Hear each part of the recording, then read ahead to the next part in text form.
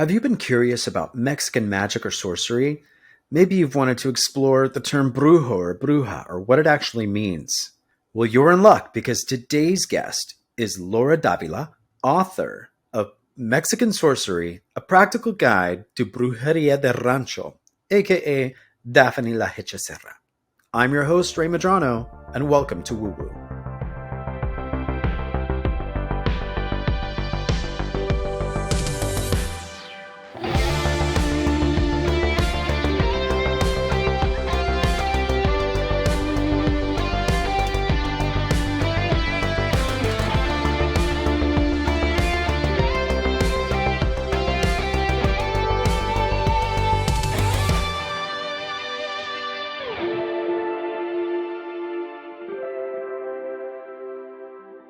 Hi, everyone, and welcome to WooWoo. Today's guest is Laura Davila. If I mispronounce anything, please correct me, because I call myself a Texican. Like my family my ancestral bloodline has resided in Texas for so long since Texas was Mexico, and now it's America. So I always say I'm a Texican. But we are interviewing Laura today. She is the author, and I'll get a better photo and I'll put it up. Mexican Sorcery. Here's where you got to be forgiving. All right, a practical guide to Brujeria de Rancho and Daphne La Hechicera. Did I pronounce that right? Yeah, Is that like a spiritual name? yeah. In Mexico, like the tradition is like every bruja or brujo have like their spiritual name. So everybody, I've noticed like in different witchcraft sects, like Wicca or Celtic magic, a lot of people take on the names of gods or goddesses. Some people call themselves Isis. If they're worshiping Egyptian gods. Is this kind of the same thing, or do you just get to have fun with it and Yeah, make up your own name? no, it's the same. It's pretty much the same thing. Probably different reasons, but for example, my grandma, uh, everybody used to call her La Señora Freya. Mm. It's just funny, like because her name it wasn't Freya, it was Diana. But all her clients era la señora Freya. Freya is also a goddess in Goddess, the Norse. yeah. Okay, is that the same in Mexican Yeah. tradition? Yeah. Well, yeah, it's the same one. Same one. You Okay. have to, well, you have to understand, like, and it's something like, I think probably like a lot of, Mexicans born in the United States and American people doesn't understand, like, in Mexican magic, we have a lot of traditions that have been mixed through centuries because we had a lot of immigration, So much immigration. and I love that about your book actually, because when I was reading it, I had no idea that there was. I knew that there was a huge Jewish community in different parts of Mexico, but I didn't. I had no idea of the mass amounts of how big the Jewish community is down there, and because of immigration, and it makes sense. They were being slaughtered somewhere yeah, else, and so they had to go well, somewhere it's else to survive. actually, yeah, and it's actually that area, like Nuevo León, Coahuila, Texas. Wow. That Huh. is where the biggest concentration, of Sephardic Jewish people. And they actually, like the Spaniards gave us, or gave the Sephardic Jewish this land because it was very arid. It's still very arid in some parts of Texas and some parts of Nuevo León. Like it's no water, it's not like ocean, unless like it's very like limited, like by La Isla del Padre and San Benito. But we have no like that resources. So yeah, there is a lot of immigration, that has and had influenced Mexican magic you know. Right now, there is a lot of people from Venezuela, from Haiti, and on the border. So right now, they're like in Tijuana, Tamaulipas, asking for asylum, and some of them, when they cannot, pass to the United States, they stay in Mexico, and they start like having their own families and bringing their own, magical practices. Yeah. That's why in Mexico right now we have a lot of like voodoo right now, and we have a lot Oh of my like gosh. Yeah. So I don't I'm see really it. glad So that you brought that up too. And I'm sorry to interrupt, but I just because I'm ADD as well, so I'm like, yeah, if don't I don't worry. pounce on this, I'm gonna If completely I lose don't it. do it, I'm going to forget, and I'm going to be I'm Ah, the same way. it's going to be a very slow interview if I do. Um, but you bring up an excellent point. That's one thing that I also noticed in your book. I've researched quite a few different magical religions and cultures and religious practices. One of the things that I find so fascinating with voodoo and hoodoo is when they came over, with the slaves from some of the islands and different parts of the world, weren't allowed to practice their religious, cultural magic, so to speak, or their Yeah, rituals. And they had to hide their gods in the pantheon of disciples, of angels, archangels. And I kind of noticed a little bit of that in your book as well with some of your spells. Can you elaborate on that?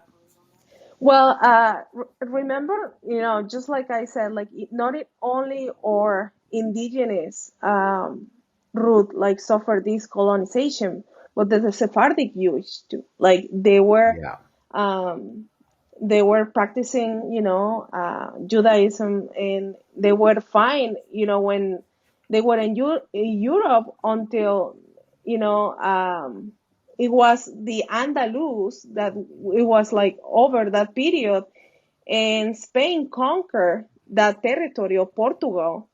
They were not allowed to Yeah. practice. So they were like pretty much like desterrated, like expelled from there, or they had to convert. So a lot of them were conversos, and some of them were like just pretending like they were Catholics now, but Yeah. they still kept a lot of these, practices. One of the requirements to immigrate to Mexico by the Spanish was like at least they had like 4 generations back that they had been convert. And a lot of them, just like it is today, like they fake paperwork, they, hide those practices. So Yeah. when they move here, they still continue having those practices.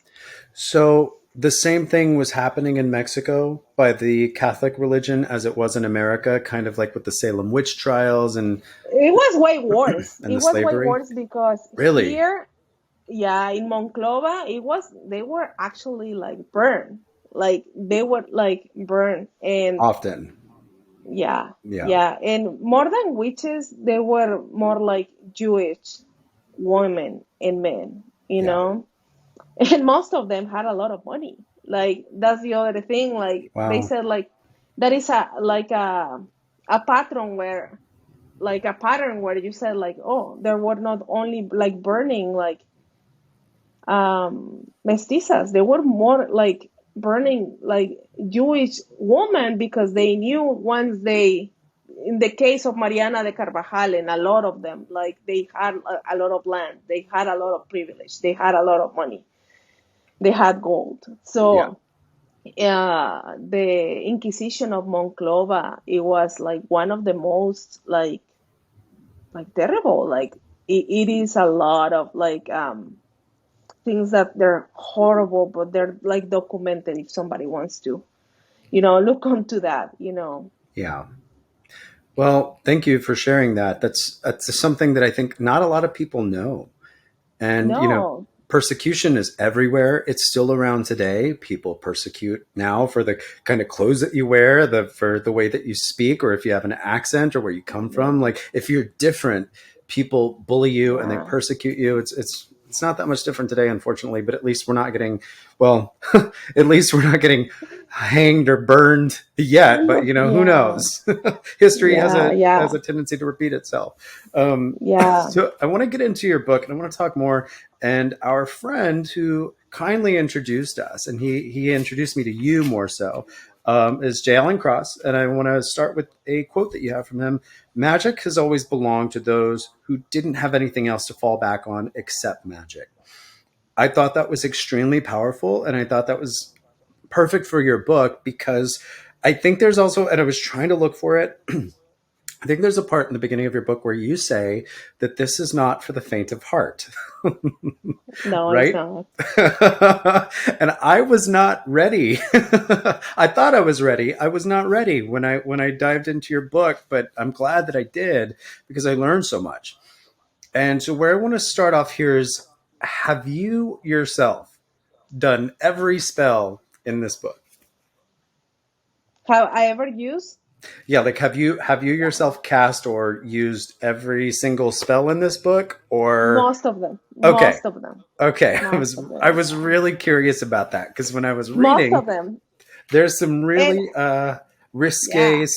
scandaloso, salacious things in there, and I was getting hot just reading it. I was like, oh my goodness. Um, Something that I wanted to make really like sure it was that, and I want to be very clear, and it's easy, but at the same time, the position that I took, my position always since I wrote the book is I want this to be very traditional, but very traditional from the land that Yeah. I familiar with, where I am from, where Mm, I know what it moves people's motives. You know what I'm saying? Since these lands were founded and conquered, and not only like the ones that they were conquered, that they're my ancestors, but the one that they conquered too were my ancestors. yes. So and it was times that I used to like pull my hair because this is not the language that they were talking. Yeah. This is not. It wasn't easy because how is like the climate right now with the colonization and the climate of who was the bad, who was the good. For me, it was a way to say, hey, it sucked, but not only like for indigenous part, Yeah. for or Jewish part, they even the Spanish ones. Another like poster that was like right now, like everybody is like praising the book, but it's hard to take the praise because these spells are. I didn't create these spells. I Yeah. didn't create these stories. These spells you can trace them back hundreds of years, where there is a lot of people in different generations that they have say like it worked. Yes. It's not like Daphne La Hechicera start like, oh, you put a ribbon and with the 13 coins of San Antonio, or you do this in the um, Saturday of uh, Passion, the Sábado de Gloria with the Judas spell.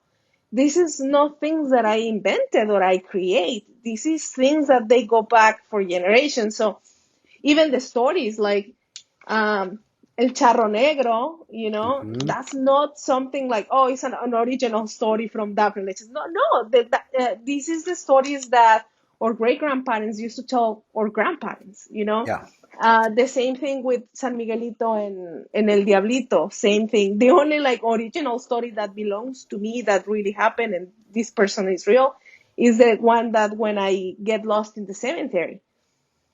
Other than I that, enjoyed that, there by is, the way. I love that. That was yeah, really cool. everybody told me like, that happened to me too. And when sometimes when I go to the cemetery, I think about that. Like, there is a time when all my family is going to be there, and who's going to remember me? Like, and I'm like, that's funny because I think about that, and I started thinking about it since I was very young.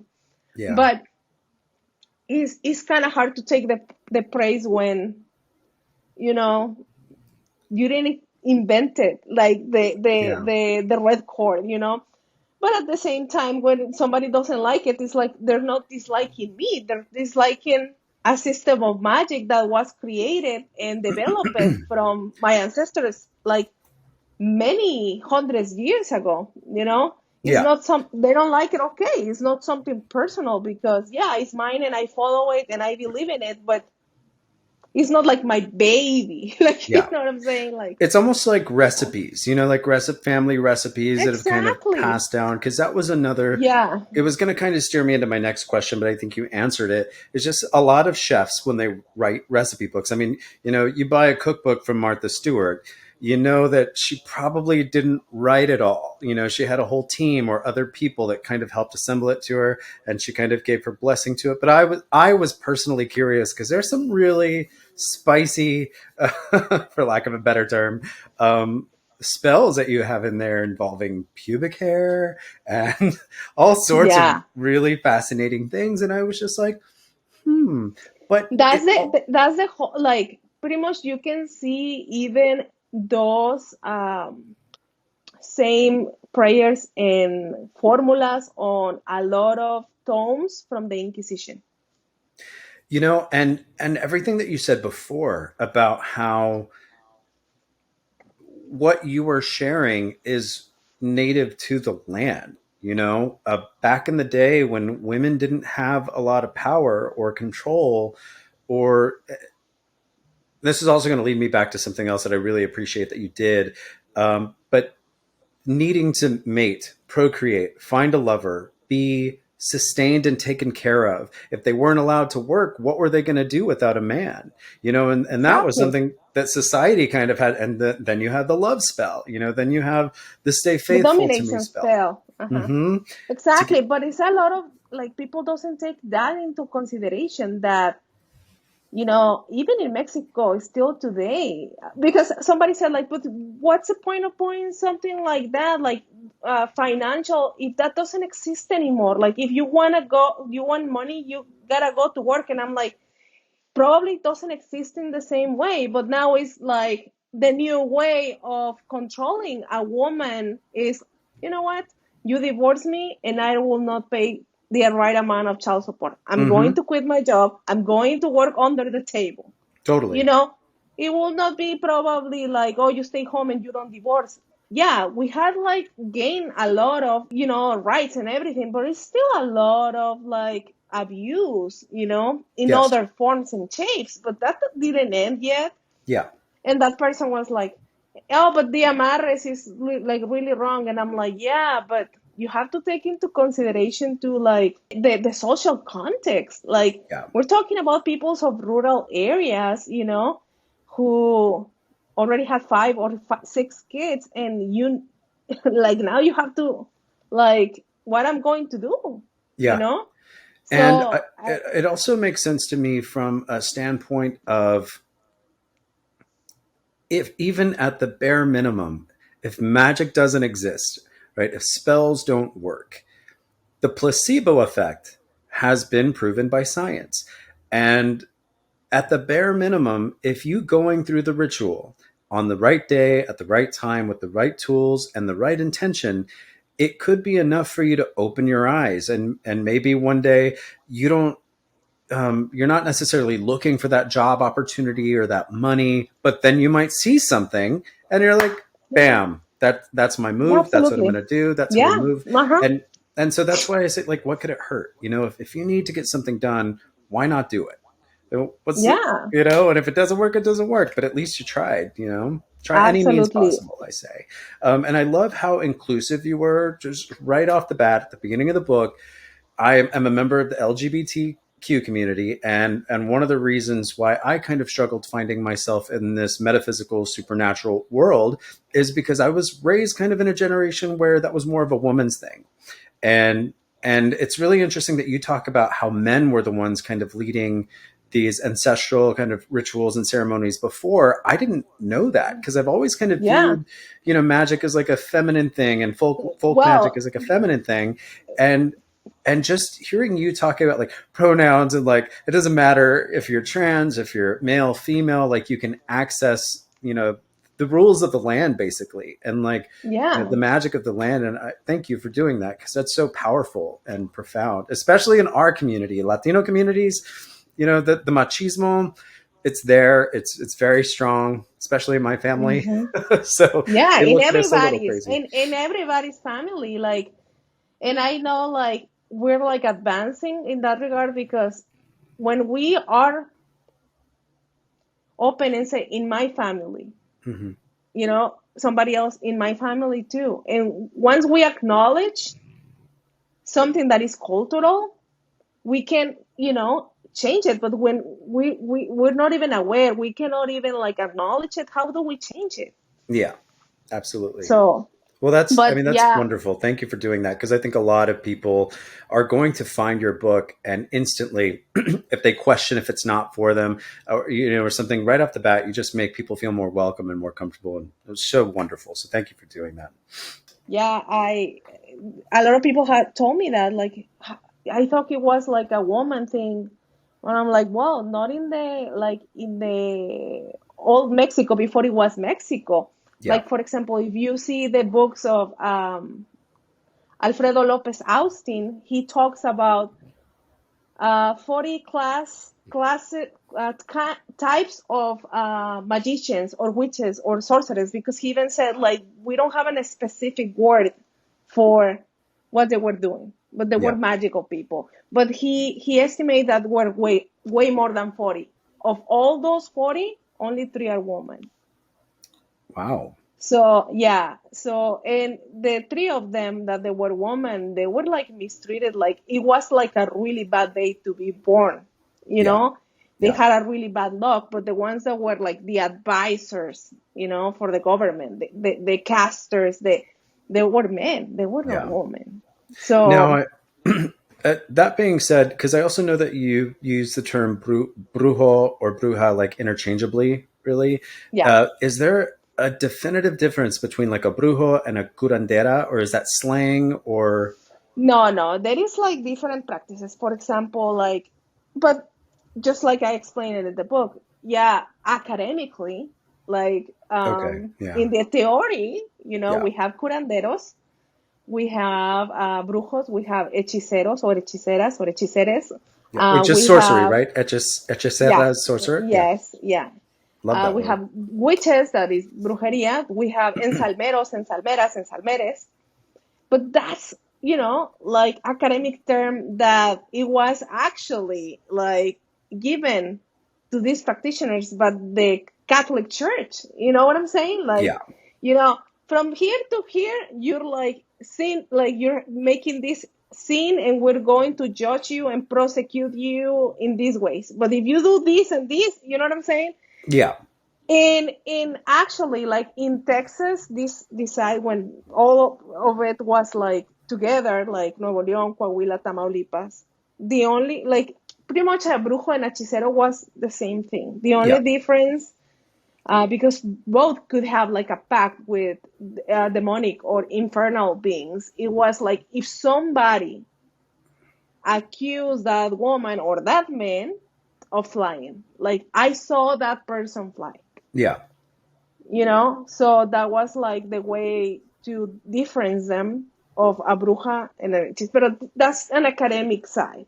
yeah, In the rancho, where people just do what they have to do because they have to do it, for even if they're doing curanderismo, or even if they're doing like ensalmeria, or even if they're doing hechiceria, they say like they're doing brujeria, yeah, especially like in contemporary Mexico, because this is something that I talk a lot with a lot of like brujos, brujas, and brujes, like, because they're like, no, but brujo, it doesn't equate as witch, and I'm like, I understand where your point come from, but you have to understand, like, in the 90s we had these books too, yeah. and what it says here: prácticas y principios de la brujería. For us, and for any Spanish speaker, oh my God, this is so old. I love it. I Because it's used to yellow. have that book. And Yeah, I saw this the is the date. book of our generation. I know. I saw the date on your email. Were you born in 1984? Yes. I was born in 83. Yeah, so we're right there. I love Yeah. that. I had that book. I think I also had like the Book of Shadows, a lot of Buckland books and Scott Cunningham and really Yeah, me the too. pioneers. So, for us, like Mexican kids who were like, like grandkids of witches, my grandma used to like to read that, but it was more like, that's bullshit. You know what I'm Yes. saying? Yes. That's bullshit. But for me, it was like, I have one of silver, like Ravenwolf. Oh, That is Silver like, Raven Wolf. And I always go back. I don't know if Llewellyn still has. Oh but I yeah. have them in Spanish. But look at, I mean, they're super old. This is back from the 90s. I mean, um, Oh, so I have the other one, the La Escoba de Plata. I have, you know, but even us, we were learning from that, and at the same time, not only were like learning from like authors from here, we were learning from Karen Lana. Yeah. So Yeah. it's That's funny really cool. because we have all these. I love the 90s because all these kids are all excited now, but I think the 90s are coming back in terms of magic. Like Totally. everybody wants to know, everybody wants to practice, everybody wants to experiment with other things. Yeah. uh and there is something that I tell like a lot of these kids because they're so afraid, like even the Mexican ones. uh but I'm not appropriating, but I don't speak Spanish, but I wasn't born, and I'm like, it doesn't matter, I think there's a you know. huge difference between appropriating and appreciating. And getting exactly. So, and in people who doesn't even understand history. I have one Filipina girl that follows me, and she's always like sharing my stuff. She's one of my patrons, and Filipinas has these same roots that we have as Northern people or as a Texans, because I don't know if you know, like the Chichimecas were a very hard tribe to conquer. They were like warriors. All the Really? Coahuiltecans, yeah, like the Mexicas and I were easy. But this side, they were like professional warriors that they were like, they had these arrows and like, wow, the Huachiles, if you have like read the story, they had to send the Tlaxcaltecas, and they had to like, that's why they give the Jewish Spanish conversos this land, because they couldn't like deal with these chichimecas, right? That's funny too because So you said Huacalatecan? Oh, Coahuiltecans, uh-huh. which is in that region that I'm a descendant of. And so recently I was working on a show where people started coming for me because I was saging, and a few years ago I became certified in shamanic practice and shamanic healing modalities. And I was worried too about appropriating because I didn't want to appropriate culture, but then it was kind of explained that shamans exist in every culture around the world. Exactly. And And it's the shamans that we are experience about is not shaman with S, it's a shaman with CH. It's a yeah, totally different practice. yeah, I have a one friend that is from Venezuela. He's a shaman, and a lot of people was like, "But why you're calling yourself that if you're not Siberian?" And I'm like, dude, they're not even understand or practices or lore or songs, because yeah, there is even songs. yeah, It's hard because, and a lot of things like sage, like you know, here in the United States only can be used by certain people. That's not the case in Mexico. And there is a lot of different of sage, not only white sage, but yeah. we say, I say here, espérame, I wasn't using I white know. sage, I was using, I'm saging my which chicken. is exactly like, so it's hard in these times to be a practitioner, be a teacher, be somebody who wants to share out of their heart. So this girl was so happy, like saying like, no, Brujeria de Rancho, and somebody put, but you're Filipina, like go and appropriate something else, and I'm like, excuse me, like Jeez. seriously, the Filipinos have the Tlaxcaltecas conquering Yeah. because the Spaniards sent them. They had the Spanish conquest, so pretty much we're like brothers from another mother. Like, what Right? are you talking about? Like, why you're like, who do you think you are? Like, at yeah. least like learn the history between, well, from Filipinas and this northeastern side of Mexico before to be calling somebody else appropriator. Yeah. Yeah.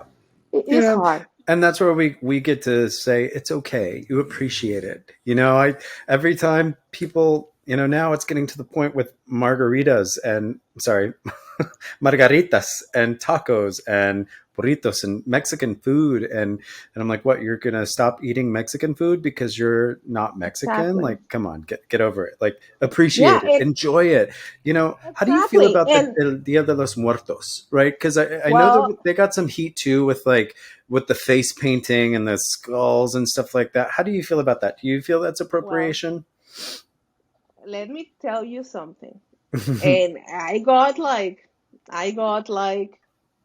um You got some scolded shit. by some curanderas from here in the United States. But dude, imagine, I don't know how good are you with astrology. I'm a Virgo sun, Hmm? Virgo rising. I have my Mercury is Virgo, Yeah. and Wow. my uh, um, Venus in Virgo. My midheaven is Gemini, so I'm a super mercurial person. That's why I have ADHD, and so when I open my mouth, it's because I know what I'm saying. Yeah. It's not, and so there is a lot of people, from Mexican descent, like selling these classes of Dia de Muertos and how is the traditional way to celebrate the Dia de Muertos, all of that you're saying, like how not to appropriate, how, and I told them, hey, did you know that before the 1930s in Mexico didn't exist Dia de los Muertos as it is? And they were like, how? Do you know who's the president? Lázaro Cárdenas. Lázaro Cárdenas created the Dia de los Muertos as a Huh. way to give like national identity. Where are you taking that from? Blah, blah, blah, blah, blah. And I gave them like 20 books, of course. you know, and, Good for you. Thank you. and I'm like, and one of these books that is very good that I recommend to everybody. I actually have the link because it's free through the National Bureau of the Archaeology and Anthropology of Mexico. Oh, Like cool. they're the protectors. Yeah, So we'll have to share that. they said, there is 64 ways to celebrate Dia de los Muertos, and these 64 days is because these the kinds of like celebration depends a lot or where you're from. Yeah. There is even like customs that they're like a no in some ethnias that they're like a really like custom in another one. So Yeah. there is not actually a traditional or a singular or an authentic way to celebrate. And it says too, like, just imagine this. The one of the things that they're more traditional of Dia de los Muertos is the cempasúchil. But before the cempasúchil, before Lázaro Cárdenas, we used to use like cloud, like nubes. What is the Sempasucho? It's like these orange flower. I don't know how to say it in English. These marigold. Oh, okay. The marigold flower. Before the Okay. before the 1930s, we didn't use that Okay. in the cemeteries, in the pantheons, in the Campo Santos, nothing. Yeah. So the same thing with the bread. Like the bread was not a thing because we didn't have, Wheat. like wheat when Yeah. before the European people came. Yeah. So all this selling of this is the traditional way, yeah, but it's more very modern, Yeah. and probably that's the way in your area of Mexico. It's like a lot of people aprovechan, like take an advantage of how people is disconnected with their roots to make money. Yeah.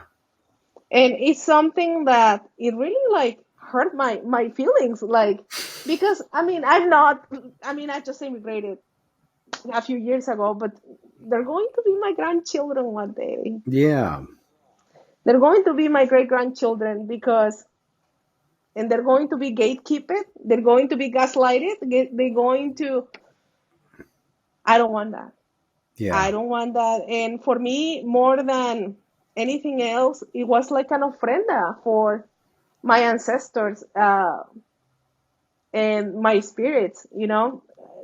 Every time that I talk about this, I feel like people is more willing to connect from their heart and not from hooking their credit card. And for me, that's a win, Yeah. you know?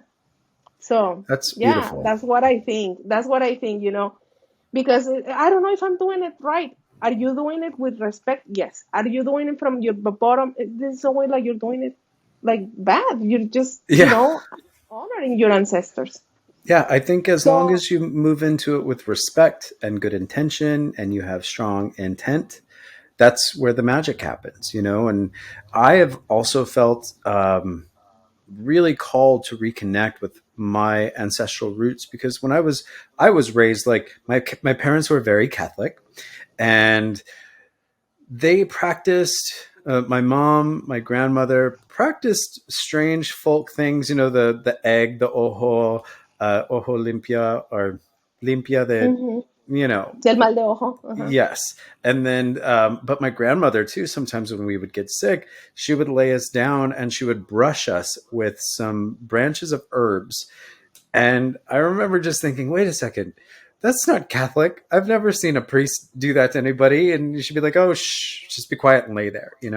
And so there was always, if anybody got like the ojo, they would say, or the evil eye, or levanta la sangre, like, especially with babies, where they start crying and their blood gets heated, they would do the egg, and they always did stuff like that. And they would always pray like the rosary, and there was always prayers kind of intermixed with it. And one time I tried to have this conversation with my mom not too long ago, and I said, do you think that you were practicing a folk magic and just hiding it to make yourself feel better with a prayer? Like because Catholicism is very much like witchcraft. Witchcraft, you're going to burn in hell, and like. What do you think? What are your thoughts on that? Because I feel like a lot of people don't realize the origin. My mom doesn't realize the origin of some of those folk practices. They just learn it because their ancestors have practiced it. And Yeah, well, I think like in Mexico, especially in places like Italy and places like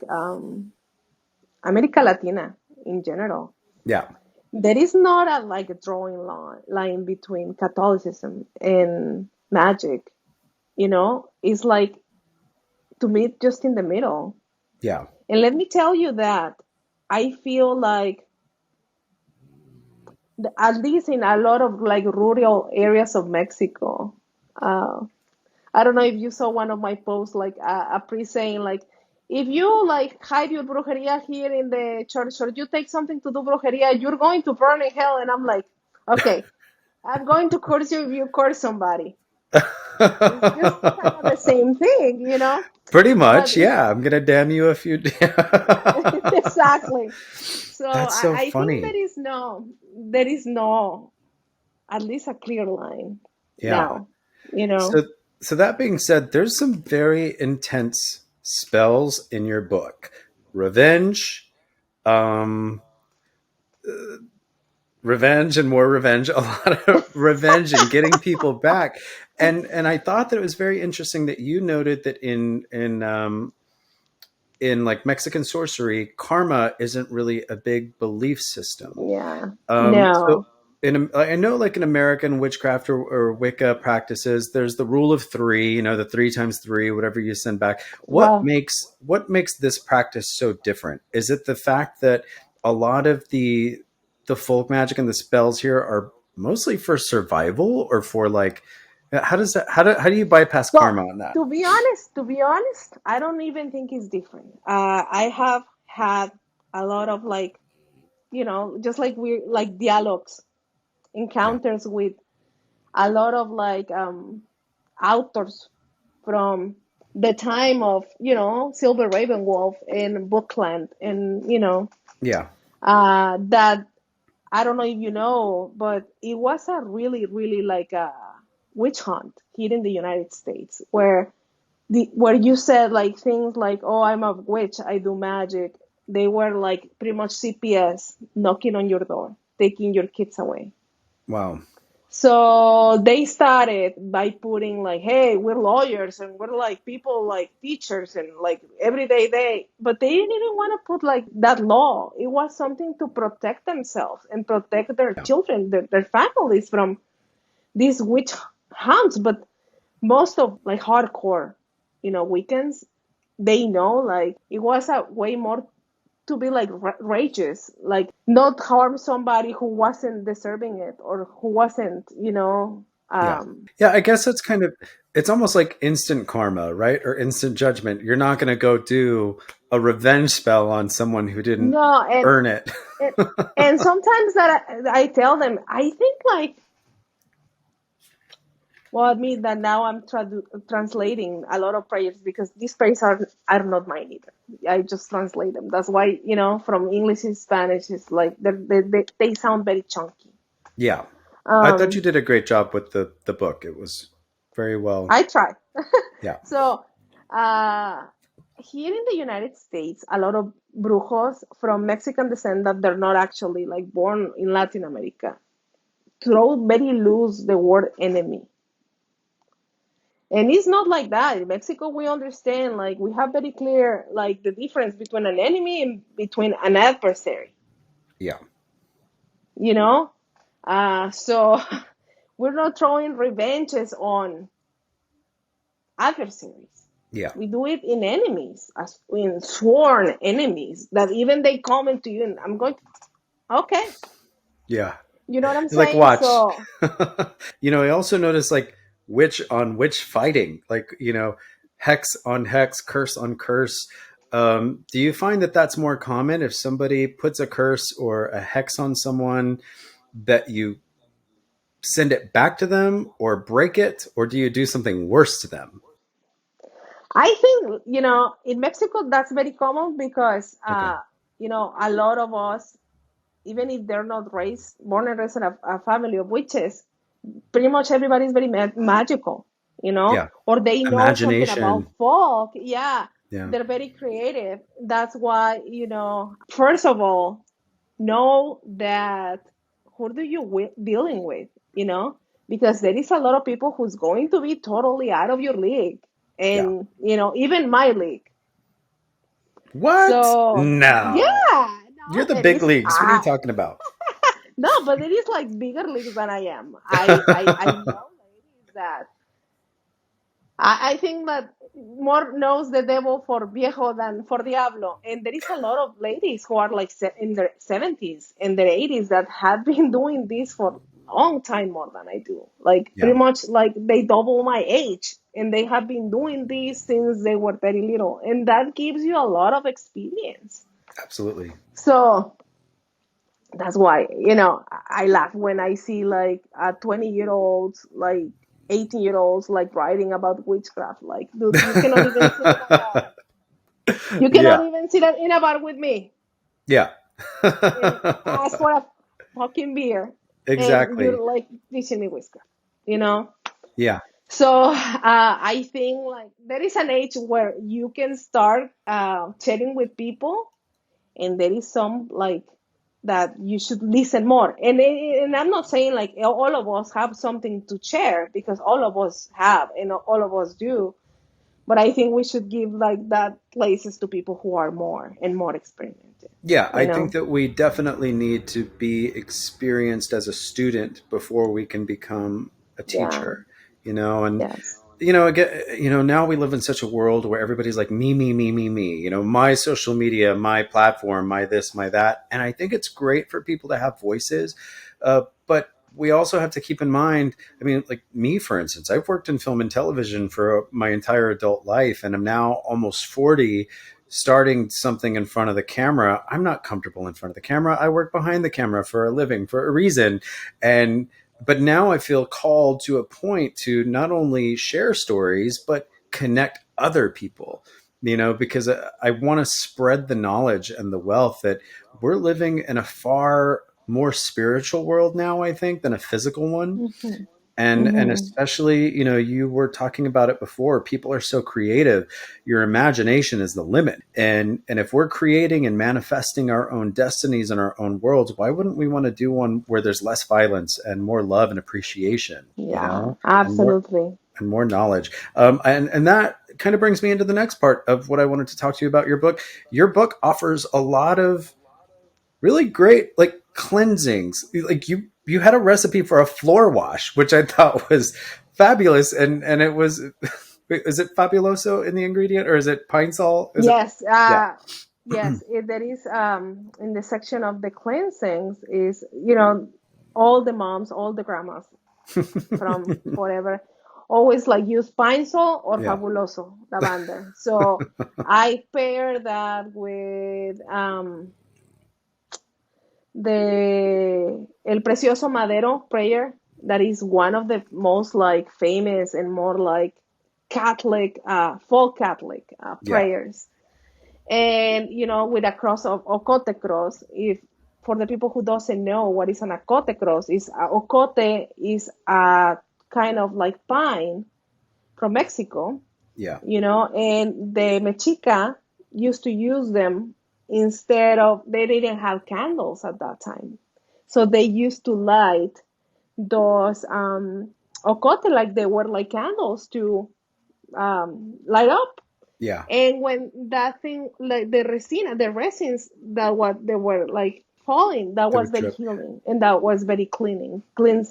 So Oh, that I actually have like an Akote cross in that floor watches, and I have the amulet of the Okote cross too. that's really So cool.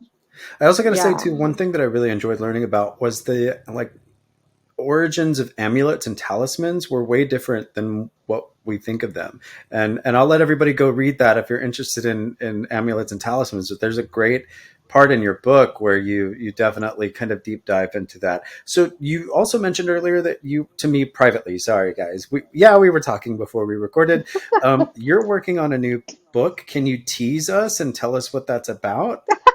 A little bit, it's, like, is it well, magic, metaphysical, yeah, supernatural? it's magic. It's magic. Well, I'm actually, I have ADHD. It's just like I cannot focus on one single thing. So little times I'm like working on like, I don't know if you're familiar with La Baraja Española. Everybody has a tarot, right? Yeah. But our grandmothers used to read. They used to read this one, like La Baraja Española. Yeah. So we have, I don't know how many books about tarot, oracles, and That's everything, but cool. we don't have this card system that we really need in English, because we, not only in Mexico, that's what is used. So pretty much in everything in the Caribbean and Latin American, that's the system that we use. Yeah. So I'm working on that because, just like I said, we have a tons of tarot books and we don't have that. And I'm working on like a book of folk saints, only like folk saints from Mexico, like That's so cool. from the ones that are like very well known, like Malverde and La Santa Muerte and Juan Soldado and a lot, Juan del Jarro. To some of them that they're not very, very, Like, known, yeah, like well known. El. So pretty much with that one, I'm going like state by state of Mexico. Yeah. What is the folk saints here? I Why think they people, what they were haven't been why they haven't been canonized by the church. So some of them have like these stories where there is a lot of like myths and corruption and a lot of things that they haven't allowed that saint to become a canonized yeah. saint and not only like a folk one. So, and I'm, like I'm all over the place with what I'm doing right now. But pretty much Do you have a favorite saint that you go to, or who's your I favorite have a saint? lot. I, There's my one go favorite, to? Yeah. if I have to go one for everything, like San Jude. Me too. My mom. She's pray to St. Jude. I lost something. St. Yeah. Jude. I'm like, but that's not even the patron saint No, of no lost things. importa. Yeah, actually, that's the same that is the biggest statue in my house. Like all of them are like I have different sizes of statues, Yeah. icons, but San Jude is like like the big one. Well, But I mean, all of them is just to have friends, right? Like you have a lot of friends, but there is always one that like You he's going vibe to have, with a little bit. Yeah, it's your uh-huh, bestie. more, and is going to bail you out, and is going to like help you to hide the body if you I kill love. somebody. And I know. Go hide the body. I love that. Well, that's really yeah, cool. so So, I just so on top of writing, you sounds like you're very busy. Do you, and you're a practitioner as well. Do you offer services to people, or do you just kind of do your own things for your own family? well, well, I have my clients, and I have the clients of my grandma pretty much me enjaretó, like doesn't matter if you want it or not, you Yeah. have them. Yeah. And my grandpa died 1 year and a half ago here in Oh, I'm Texas. sorry. We brought him from Mexico because he couldn't like be Yeah. by himself. So he's still like until the last day that he died, he was like like by Zoom and everything that we help him like to start like so he didn't get depressed or anything. Now I have some of them I didn't take them because some of my grandma's clients were very spoiled people, Oh, and more, you more, more, know more. I think my grandma made a mistake. Well, and I don't want to put myself in the position like I'm doing it better. I'm just Yeah. doing it differently. She was such a mom, and I she didn't have the preparation that I have. I didn't finish psychology, but I did the half. I have read a lot of like family constellations, Bert Hellinger, like how a person who's professional should help Yeah. their patients. Of like when you're a doctor, a curandero, you cannot be their parents. Absolutely. And Yeah. a lot of them, that's what they're looking for. And I think that took a lot of her energy. You know Yeah. because she never like set a line where this is already 11 o'clock, you're having a crisis. If I'm your psychologist, you're not going to be calling me, you know what I'm Yeah. saying? Yeah. She The never do that. boundaries. Exactly, she never did that. So a lot of people like loved her, and she wanted to, and I'm like, I'm not doing that. I have a life, I have kids, I have my own energy that I have to take care of, and she didn't do that. So a lot of her, especially her, not my grandpa, her clients, I didn't took them, but I took his. So now I have them. I have my own, and now like I feel a calling and I feel a commitment. I don't know how to call it. Like, Yeah, no, no, that sounds about right. I'm kind of sitting there as well. As a Reiki practitioner, I'm also a psychic medium and tarot, and I've kept a lot of that to myself because I didn't want to be what's the word, like, and you know what I mean, right? Like I didn't want people clawing at me for something. I wanted to be able to help people at my own pace and my own ability. But now, especially after 2020, I've just felt this overwhelming calling to listen to people more, strangers, help people more. Sometimes people just really need an outside source to get reaffirmed on, yeah, like, yeah, yeah, you're stepping this way, you should step this way, or self-love, reminders every day that we need to love ourselves and we need to forgive ourselves, because we're so hard on ourselves, right? yeah. So yeah, So I feel you on that one. I do that. I I have 4 children, but one of them is 22 and he's in the Navy. I have one that is 18 and he's in the Navy now. And Wow. I have another two, but they're like teens, like so that thanks God doesn't take me a lot, but it's Yeah. still like I cook for them. I'm writing right now, Well, that's and that's awesome. what that's So Daphne, pretty much I'm what I'm sorry, doing. and that's another thing too. I keep going back and forth between Laura and Daphne because I think one time I got. Also, we got to put it out there, guys. If you guys go looking for Laura, please watch out for the fake accounts because they're everywhere. I'm noticing a lot of really cool authors and tarot readers and people that are starting to build up a bigger platform on Instagram and TikTok are getting cloned. Fake accounts, scammers are phishing you guys left and right. So just make sure you're going to the real, authentic Laura Davila, Yeah, Daphne La yeah, Hechicera, and you have a link tree. So I'll include your link tree at the yeah, bottom as yeah. well. And can you tell us where they can find your book? Everywhere. like Amazon, a lot of like local stores, Barnes and Noble. Love that. Barnes and Noble, you can find it in Target and Walmart online. Really? Yeah, Damn. All right, you went big. yeah, I love that. yeah, We're gonna find it. yeah. And It's like definitely, pretty much everywhere. yeah, that's awesome. Well, guys, definitely pick up your copy of Mexican Sorcery, a practical guide to run. Ah. Brujeria de Rancho. Guys, pick up your copy of Mexican Sorcery, a practical guide to Brujeria de Rancho by Laura Davila, Daphne La Hechicera. All right, I did pretty good. I did all right. Yeah, Daphne, are there any? I don't know why I keep. I love the name Daphne, by the way. I've always said that if I ever have a daughter, I was going to name her Daphne. So that's really cool. Laura, is there anything that you would like to say? Leave our audience with the words of wisdom, or future family members or relatives that you want to hear. I just want to leave with something. I would like somebody to tell my grandchildren, my great grandchildren when I'm not here. So I know a lot of you as Mexican Americans, even if you're not Mexican Americans, somebody who feel like it was like uprooted from their culture or is disconnected. I just want to tell you that immigration is an act of love and bravery. Many generations before that you were born, somebody was already loving you, risking their lives to cross just to give you a better life, a better future.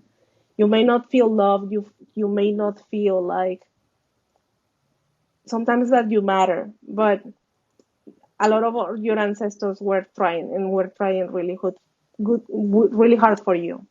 Yeah, That's it.